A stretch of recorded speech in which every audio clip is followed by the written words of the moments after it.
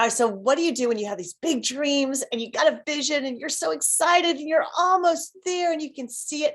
Bam, you don't reach it. It doesn't manifest. It doesn't happen. And then you're left wondering, okay, God, did I read you wrong? Did I miss something here? You know what? We're going to talk today about how you can face disappointment and still have a life that's blessed like crazy.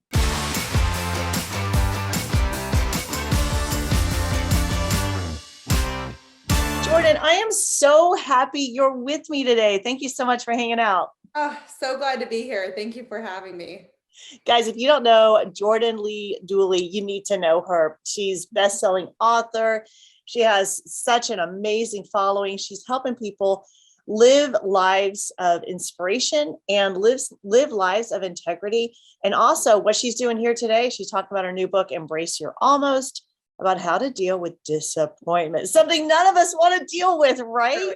Truly. I mean, I would love to just bypass all of the disappointments and all of the unmet expectations. And I've sure tried, and that doesn't work out too well. You end up way off course, but yeah, right. Or we go in a circle and we're right back to it. It's like, wait, I thought I left you here. Yeah, totally. Wow. I don't know anyone who has not had to deal with disappointment. I mean, I seriously, and I think in a day and time when we're so influenced in culture about look how everything just works out for this person, we create this story in our head where everything worked out and is exactly according to plan. And then we think, what is wrong with me? Yeah. But you talk a lot about how, you know what, we can be disappointed.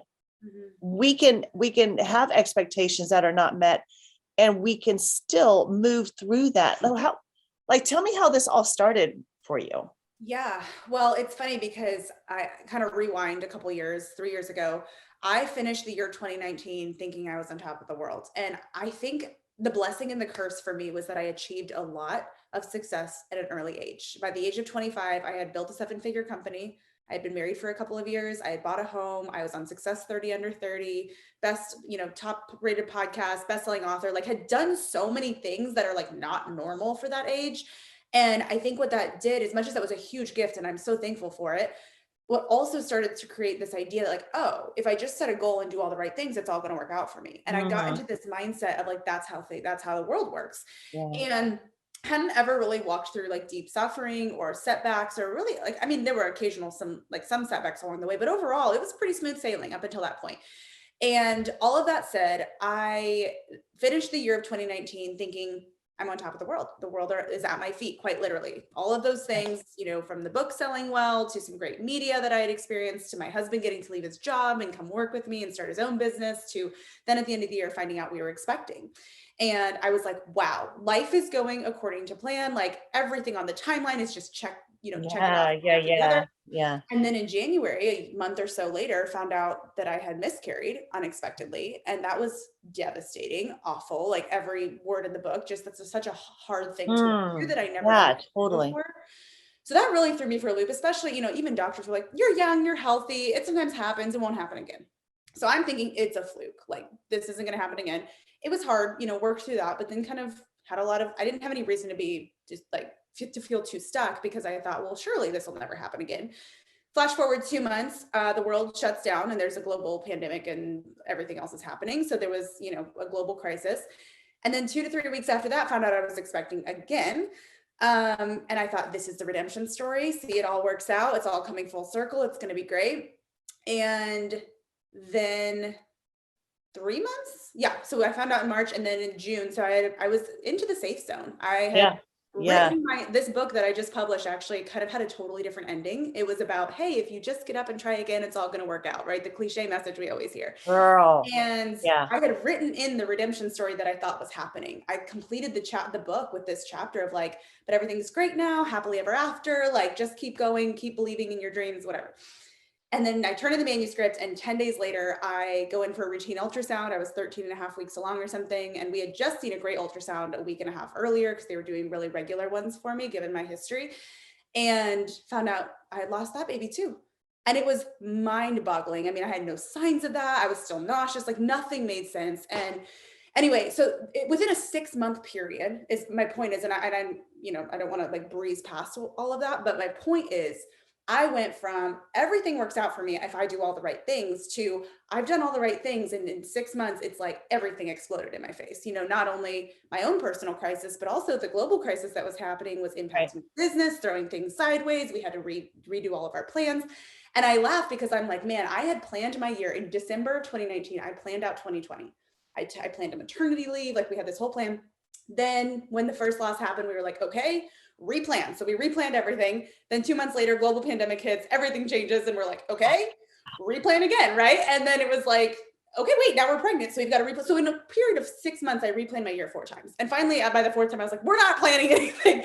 Forget it, So anyways, I share that kind of like long story because that really influenced the direction this book and the shape this book took. I had to go back to the manuscript and rewrite the story, how it actually went. And it's not a book about loss. It's not a book about miscarriage, but that certainly influenced a lot of the message. And I kind of had to go back and tackle like, what happens when the story isn't tied up with a pretty little bow? And what happens when life just all of a sudden throws you curveball after curveball or disappointment after disappointment, even when you're doing all the right things. And I think that's the hardest part when you feel like, what the heck? I'm doing everything right and things are still going wrong. And that was something I had to really walk through and wrestle with because, like I said, up until that point, I had gotten pretty used to the message and the experience of if you just do all the right things, life will go your way. And that's not always the case.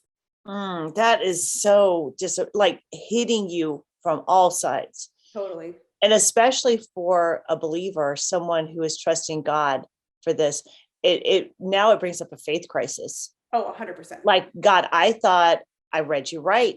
I thought I was working in your will. I thought I was following through. I thought I was trustworthy. Yes. And now everything, it causes us to reevaluate not just our own life, but our relationship with God. Mm-hmm. And sometimes that turns out to be a beautiful process about how to work through that. Is that what you found? Yeah, it was ugly at first, that's for sure. Ugly. Yeah, so ugly. I actually wrote in here, there's a chapter, the chapter is called when a dream come true becomes a nightmare loop. Because things just keep going wrong. Like it was so close to working out and then things keep going wrong. And there was a section in there where I talk about the feeling of almost feeling like faith and logic are at war within you. Because what happens when something goes wrong or something that was supposed to go right just blows up in your face, or someone really disappoints you or lets you down or you get really hurt, what can start to happen is faith is like, it kind of is, it's in you and it's telling you, keep going, keep trusting, keep believing. And logic, on the other hand, is like, don't be such an idiot. Like, did you not see what just happened? Right. And we kind of have this war. And I wrote about that in that chapter because I was trying to find it, but I don't know if I'm going to.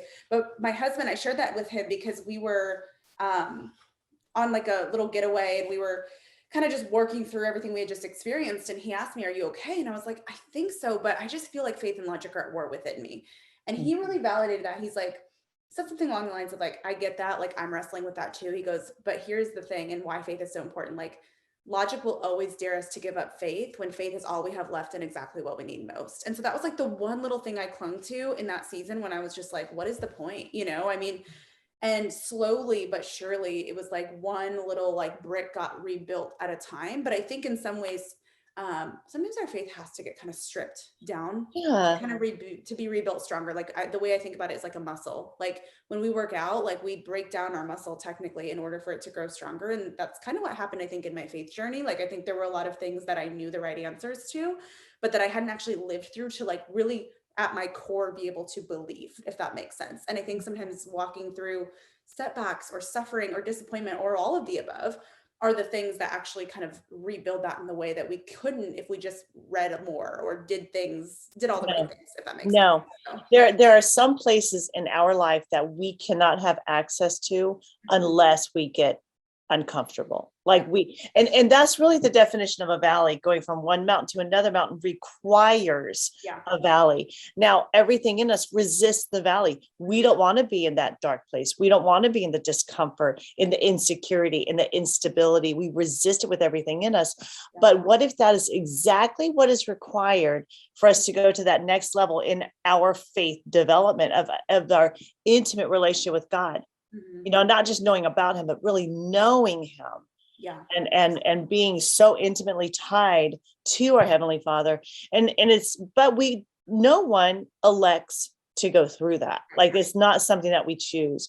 And sometimes in the middle of the valley, we wonder like where we're going to put our foot next. We don't know what you taking a step. We don't know where it's going to land, but there's always ground underneath. And I think a relationship with God developed through that valley. It's almost like, how the Bible talks about refining with fire. Yeah. Like, if we're going to be that worthy vessel, that vessel says, okay, I could opt out of the fire, but I choose to go in. I choose to take the next step. And that process is what makes us indestructible. Is what makes us really be able to grow in our faith to a place where we can rest in our identity in Him. Yeah, absolutely. I love that so much. It's so true. And, I kind of thought about this a lot as I was writing, and just as I've kind of worked through my own season, I realized like so often we live for the mountaintops, right? Like that's what we're almost all of us at some point are aiming for the next mountaintop, whether that's in our career, whether that's our next milestone in life, whether that's something else, but we're all aiming for a mountaintop. But the reality is, like, the majority of the time is spent in the middle. Like, the majority of our life is spent on the journey. Either that's in a valley or on the uphill climb, or struggling to get up the hill, or almost making it to the top and facing a setback. Like, most of it actually is spent there, but we live for the like nanosecond of when we have our wedding day, or when our baby's born, or when we get the next promotion, or whatever it may be in our life. But like, man, like the majority of our life is lived in the middle. And I think that's really what God challenged me with through the setbacks and through the like kind of waiting period and uncertainty that often follows setbacks, to be honest, because it kind of does test your faith. You're like, is this ever going to work out? Like, where do I go from here? There's all those questions that come up. And, really learning, like, how do I make the most of the middle and of the valley, and allow God to not only use me, but also to like know Him and to grow and to be prepared for that next mountaintop. Like, that's really what the valley is. It's kind of like a boot camp, or even the climb.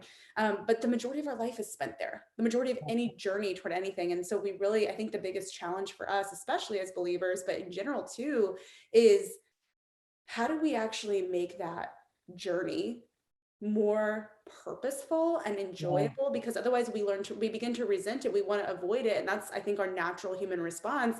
And then we miss out on so much of the refining that happens in the valley because we're aiming and just trying to live for the mountaintop. That is so good. That's so good. And what we forget about is, although we set our sights on the mountaintop, it is never, ever, ever about reaching the mountaintop. It's always about who we become in the process of the climb. And as it's almost like I've noticed myself when I've been through trials in my life, and you just keep on putting one foot in front of the other in total faith. Like, I don't know what this means, but I'm going to take the next step. I don't know what's going to happen, but I trust that God is who He says He is, and that He's for me, and I'm going to take the next step. Is those moments sometimes where you don't see the mountaintop, but all of a sudden it's like Holy Spirit just like taps you on the shoulder, says, hey, turn around and look.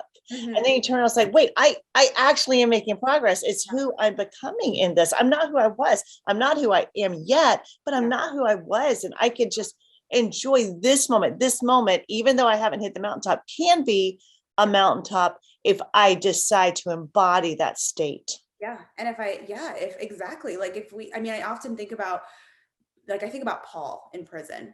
And because this book, talks about contentment. And that's, I think, then the biggest challenge is when you're kind of in that middle, and the climb is getting long, and the journey's taking a lot longer than you thought. And you feel like God's making you lap the mountain 4 times. Yeah. And the challenge becomes like, how do I be content in this? And I was really wrestling with this idea of contentment, because what I wondered was, if you still long for the mountaintop, if you still long for the milestone, the next goal, the next achievement, the next season, whatever it may be in your life, can you simultaneously still long for that and be content where you are? Because I think I had this idea, especially just in the church circles and everything else. It's like, if you at any point feel frustrated or tired, you must not be content, and you're not doing it right. And then I thought about Paul in prison, because Paul was the guy who wrote, I've learned to be content in all circumstances, right? Paul also was the guy who was imprisoned. And I think about it, I'm like, I bet Paul, when he was in prison, wasn't like, I love it here. It's awesome. The food's awesome. Great. I mean, the food is great. Like, I love the linens. This is amazing. Right. Like, I'm sure he wasn't thrilled with his environment. And I bet you he was so excited like, he was looking forward to the day he got out. I bet every day he was like, can I get out now? Am I going to get, like, there's still that urgency, that desire, that like like longing for freedom or longing Yeah. for the next thing. And so I was like, but he also allowed God to use him where he was, and he made the most of his circumstances. He Right. still walked Right. with purpose, lived with purpose, did everything he could from where he was. Did he have the capability to do everything he was capable of? Because, given his of course not. And I think that sometimes in our life, like when something goes wrong, or we don't reach the pinnacle or the point where we thought we would have by now, it can feel like we're imprisoned a little bit, like we're stuck in our circumstances, we're stuck in our life. And I think the reality and the truth is, contentment doesn't mean you stop longing for the next thing, right? It doesn't Right. mean you stop longing. It just means you allow God to use you where you're at, and you also focus on making the most of it to make that journey or that experience or circumstances a little more enjoyable, a little Yeah. more eternal, a little more purposeful. That might look like this is a metaphor, but that might look like bringing a friend along for the journey and saying like, hey, will you hike the next mile with me? Right? Like getting involved in community. It may look like sitting down and having a picnic, practicing hospitality, trying the new foods. Like my point is like making the journey a little bit less miserable can really allow you to grow and to flourish and experience contentment even as you long for the next thing. Oh, that's so beautiful and so well said, Jordan, because I believe that we have, like, God breathed his creative spirit inside of us, which is why we have a longing for more. I think so many times you're right. In like church circles, we're like, no, you shouldn't do that. You should be content. But I don't think that's God. God is always expansive. He's always the next level. He says from grace to grace, from faith to faith. So he's always up leveling. And I think that's why he gave us this desire. He gave us this insatiable curiosity. He gave us this yearning for more because of who he is within us. And so I think you can hold a contentment. I think you can be in the journey, but you can also have your sights set on where you're going at the same time. Just yearning for more and desiring for the next level in no way is saying that I'm frustrated with where I am. I think we need to allow people, especially the church, to realize that like discontent there could be a holy discontent. Yeah. Like I'm here, but I want to be there, and I have my sights set on there, but I can be here too. Yeah. And I almost think that's kind of critical, only because like I think about contentment and complacency. And I think sometimes we mistake one for the other. And I think what can happen is we think we're practicing contentment, but what can start to happen is we get complacent because we lack direction. We're like, well, I'm just supposed to be thankful for my circumstances or be happy where I'm at. And we lose direction. And I think having an aim in life, having something we're working toward, having a purpose, guiding the things we're doing in this season, a bigger next step or whatever it may be that we're feeling called to, that we are led to, that we dream about. I think that gives us some direction to our path, even if we're trying to make the most of the path as like where we're at. So yeah, I think there's a lot of truth to that. And I think it's challenging because it can feel like, gosh, like if I'm content, am I complacent? But I often think about contentment as active, whereas complacency is passive. So what that means is contentment is saying, okay, I'm going to keep walking forward. I'm going to have my eyes set on where I'm going, ultimately on Jesus, but also where he's leading me, trusting that there's purpose in the midst of all this, trying to make the most of the process, but I'm going to keep trudging forward, even though it's really hard and taking forever. Complacency, on the other hand, is like sitting down in the middle of your journey when it starts to get long, throwing in the towel, giving up and saying, well, screw it, this is too hard. Yeah, exactly. And I'm not saying that there's not times where you might find like, okay, I'm running into brick wall after brick wall after brick wall. And I feel like God's saying, maybe I let this go for a season or I take a break. Like, it's not to say that you don't let go. Also, I think I'm looking at the wrong webcam. I have two cameras here. Right. But it's not to say that you don't ever have to, choose to let go of something or release something because it's actually become a huge burden or it's not healthy anymore. Yeah. But what I am saying is there's a huge difference between active contentment where you're actively trying to make the most of where you're at and still have an aim guiding the direction of your feet versus complacency where you just kind of sit down and be like, this is hard, I'm over it, I quit. Yeah. Just frustrated, not because there's a real clear reason. Yeah, exactly. And then we fall into this trap of chalking it up to I'm waiting on God, when actually God could be waiting on you. I think a lot of times when we will evaluate complacency and kind of honor that in our lives, like, well, no, I'm in a waiting period. But what if the waiting means we are still taking the next step? I believe we can actively wait on God as well. And we can say, God, what is the next move today? What do I do today? And be obedient and lean in to the hard things that he could be asking us to do.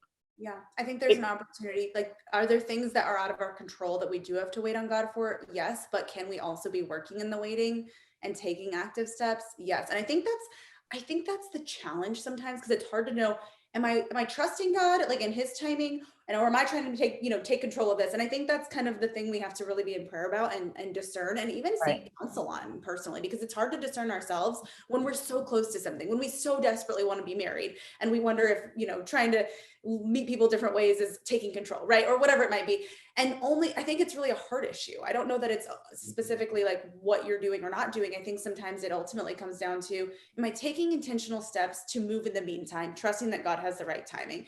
Or am I just saying, this is never gonna happen, I'm not doing it, and God's gonna Yeah. have to plop it in my lap? Because I think the trap, and maybe this is what you were thinking too, but I think sometimes the trap we get into when we are waiting on God in one way or another is we start to think of him as a silver platter God. Like, and Mhm. sometimes he Yeah. does massive, miracles. He Right. does, he Right. doesn't Totally. like drop things on our doorstep. But I think sometimes what that is like, it's a opting out to be like, okay, God, you're gonna have to drop it on my doorstep Yeah. unless Right now. Here you put it go. on a silver platter, because otherwise it's not happening. And I think sometimes God invites us into that process to say like, hey, I've given you tools or resources or connections to make progress and make steps. And yeah, you might experience some more setbacks along the way. It may not go in the straight shot plan you like. I might take you this direction. You might go up and down some valleys and mountains until you get to where you want to be. But I'm just asking you to walk with me. And Yeah. I think that's the challenge, because sometimes it is tempting to want to be like, I don't know, I feel like I've tried everything. God, you're gonna have to drop it from a helicopter. And Yeah. sometimes God will be surprising. It's not to say we should put limits on God by any means. He can work without us for sure. But I also think there's a gift and almost like a growth that happens in our relationship with God when we say like, I'm going to walk in the waiting. I'm going to try to make the most informed decisions I can. I'm going to run them all by you, but ultimately like the outcome's up to you, but I'm going to move in the meantime. That's so good. That's so good. I feel like we could talk about this all day, but I want just in wrapping up, what would you say to that person who right now is in the middle of the valley? They just received news. They just got the gut punch. They're very disappointed. They thought they were almost there, Mhm. and all of a sudden they don't know what's next. What would you tell them right now? Gosh, first I would say like your feelings are valid. I think that's one of the biggest things is like it hurts when stuff like that Yeah. happens. And we often want to be told what to do next, but sometimes we just need to be validated and like, this is hard and it's unfair and it sucks and I wish you weren't walking through it. And you're also not alone. So that's what I'd start with. And then I would also say this, a lot of times when something shatters or something goes wrong or you get really hard news or you face a setback, it feels like a massive obstacle, right? It feels like, gosh, there's this massive mountain in front of me. I don't know how I'm going to get over it. Um, but what I want to encourage you in is try to see it not only as an obstacle, but also as an opportunity. I found that like sometimes in some of my biggest setbacks or things that seemed like, you know, they were going wrong or whatever, sometimes adversity really creates clarity. And I Yeah. think when we experience broken dreams or waiting or in-betweens or unmet expectations, a lot of times it makes us start to rethink everything we ever believed about God, everything we ever believed about ourselves, but even just like, am I even on the right path? Like, should I even be trying to do this? Or should this even be something I'm worried about? Like, we can start to rethink pretty much everything. And in some ways that can be scary, but I don't think that rethinking everything is always a bad thing. I think sometimes the opportunity that happens in a big setback or disappointment or what have you, it creates space that we didn't expect to be there to really consider and reevaluate, like, where am I going? Is this the right Mm. mountain for me to be climbing? Is this what God has for me? Why am I climbing this? Or why am I pursuing this? Or why do I want that? Or why am I doing XYZ? Sometimes as you start reevaluating and kind of using that space to reconsider where you're going and why you're doing it, sometimes you may find that the specific thing that you just had a huge setback on, whether that was a goal you were pursuing or something else, actually isn't right for you. Other times it will affirm, like, no, this is a top priority. This is like Right. my God given calling, and I will like lay aside so many other things that I thought were important but are really distractions to prioritize this. And so Mm. like that happened for me in the lane of family. Like I had so many setbacks in the beginning of my motherhood journey, and I said, whoa, like I need to reevaluate my life because this is critically important to me. And I started making all sorts of shifts in other areas and other things that I thought were super important, and whether that was career achievements or milestones or whatever. And I kind of reprioritized some things. And I don't know that I would have done that had everything just worked out easily. On Right. the flip side, there was some things in my life that I was pursuing that I had setbacks on that I thought were of the utmost importance. And in reality, when I actually had that setback and I had to kind of reconsider what I'm doing and why, I realized like that's not actually something I really want to do. I'm just doing it because I thought I was supposed to, or because I thought so and so wanted me to. So I Right. guess my point is, as much as this hurts, and as much as there is an obstacle, or seems like there's an obstacle, trust that sometimes the most brutal setbacks can truly be beautiful God ordained setups. And if you allow God to use this obstacle and turn it into an opportunity to really reconsider what you really value and where you're going and why you're going there, in a world that's constantly telling you you should have it all, you can have it all, like, and we kind of get caught up in this mindset of I've got to check off all the things in life like right away. Sometimes it'll help you get that clarity on what actually matters to you and how can you cultivate more of that even in the valley and less of what isn't that. Yeah, so good. Oh, Jordan, thank you so much for hanging out with us. Yeah, thanks for having me. It's been really fun to chat, and I just appreciate the honesty and authenticity of like we can talk through the complexity of some of these things that I think, especially as Christians, Yeah. we've just assumed is one thing. Contentment is be happy where you are and don't ask questions, or whatever. And to really dig into that, I think gives us permission Yes. to grow in the way that we otherwise wouldn't. Yes. I love it. I love it. Now, how can people find out more about you? Yeah, you can find the book anywhere books are sold. It's called Embrace Your Almost. And then you can follow along my journey or find me on Instagram at Jordan Lee Dooley or at jordanleedooley.com. That's where all my resources and tools and books and everything are. Awesome. Thank you so much. Just it's such good news, no matter what the valley, no matter what the disappointment. Jesus said he would never leave you or forsake you. And that right there is enough to take the next step because he's going to lead you to a place where you're blessed like crazy.